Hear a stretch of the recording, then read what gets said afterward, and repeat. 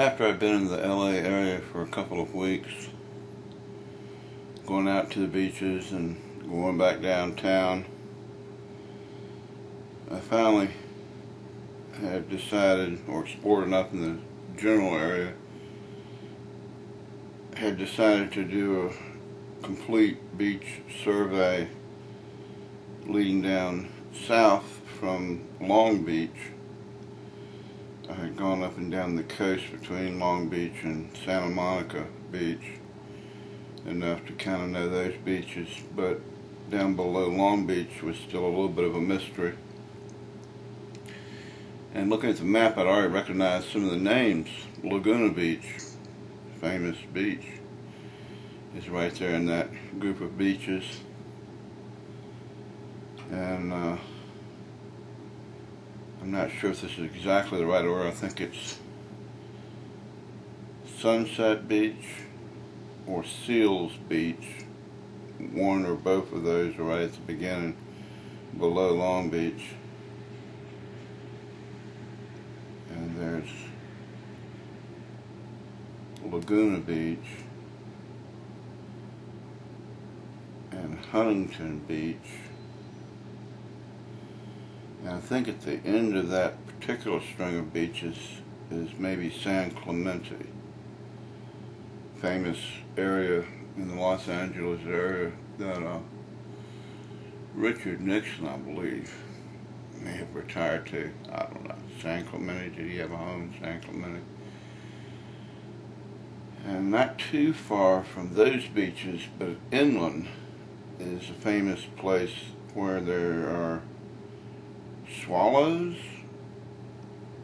the bird, that they flock huge numbers to San Juan Capistrano, I believe. That's vague in my memory, but I believe that's one of the places that I went by going back, as I was going back toward downtown. I think I went through there, and it may even have been the time of the swallows, but I don't remember seeing a lot of birds.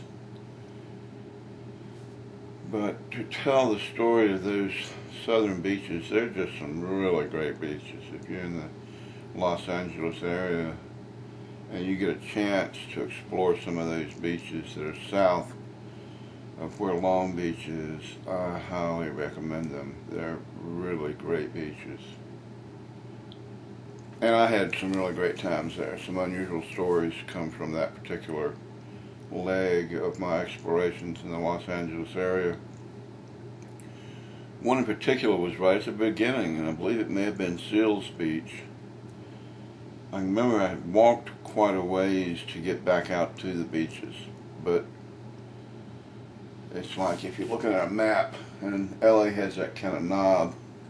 Up here is Santa Monica and Venice Beach and Torrance and Hermosa and a bunch of those beaches, and then you go around the Palos Verde Rolling Hill Estates, which is kind of that knob, and there's not a lot of beaches there. It's kind of almost all cliff to the ocean type area, and right underneath the knob at the LA area is where the Long Beach, it's like harbor area is, and so it's real industrial. There's not any beaches right there, except for when it starts to smooth back out below the knob some, and then that's Long Beach right there. And just below Long Beach is where Seal Beach, and then I'm not sure, Sunset Beach or Huntington Beach are all right in a row right below there. So, let's see, Santa Monica will be up here, and downtown Los Angeles is over here. Instead of going back out to Santa Monica this trip, I kind of cut diagonally down to hit near Long Beach and start going south along the coast from there.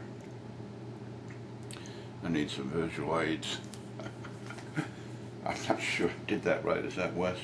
Yeah, I think that's right. Looking west at the Pacific Ocean.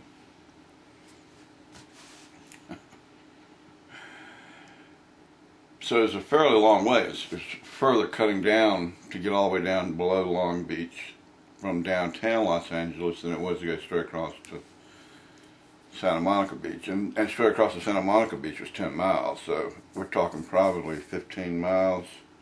I'll have to get a map out later and see what I'm really talking about, but probably around 15, maybe 20 miles to get from downtown Los Angeles to the first part of those beaches.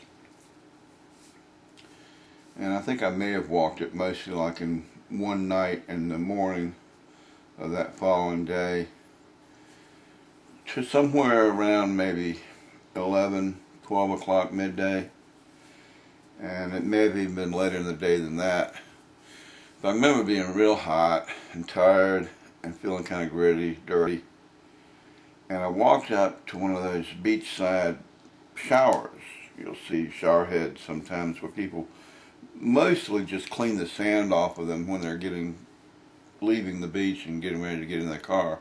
I had no real pride about me. I suppose that was probably one of my strongest strengths for the whole trip. I didn't take myself too seriously. That even though there were people around and whatnot, I just walked right up to the shower, turned it on, fully clothed. I don't know, I think I had on regular blue jeans and probably some kind of t-shirt. I don't know if I had anything much in my pockets. I don't think I had a wallet at that point. Might have had a ID or something, a comb.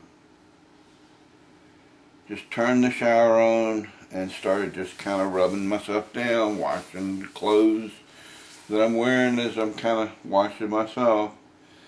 And I guess I heard them. I noticed some youngsters, I guess teenagers, probably high school students, sitting on a bench not too far away, like, I don't know, 30 feet, 20 feet away.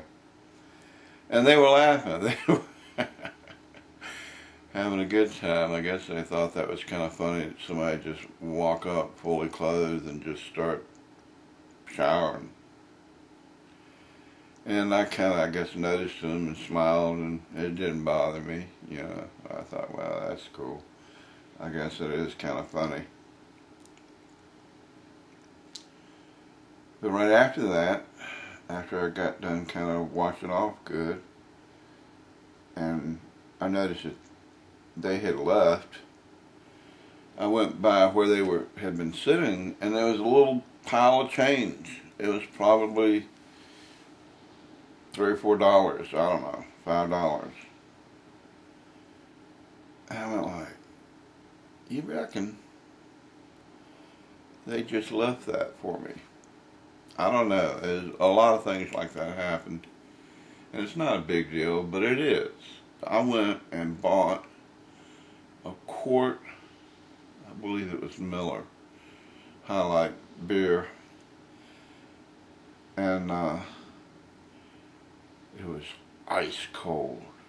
And I drank that baby down. And I think by that time my clothes had dried off. So I was feeling pretty good. I was feeling kind of refreshed, and after that long walk, that was one of the best, most thirst-quenching quarts of beer that I can remember ever having drank.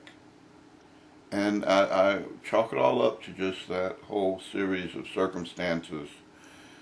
The long walk, being tired and feeling gritty, having kind of a wash off, a shower, and the kids getting their enjoyment out of it, and then leaving that gift. I just am certain they did, and that it was their way of just sort of laughing with me and saying, here, go get yourself something cold to drink. And I didn't get drunk. It was enough just to wet my whistle and lift my spirits a little. It was just a great little moment. Just one of those kind of moments that stick in your mind and make something seem like it's worthwhile. And I believe it was worthwhile journey to have been on, adventure.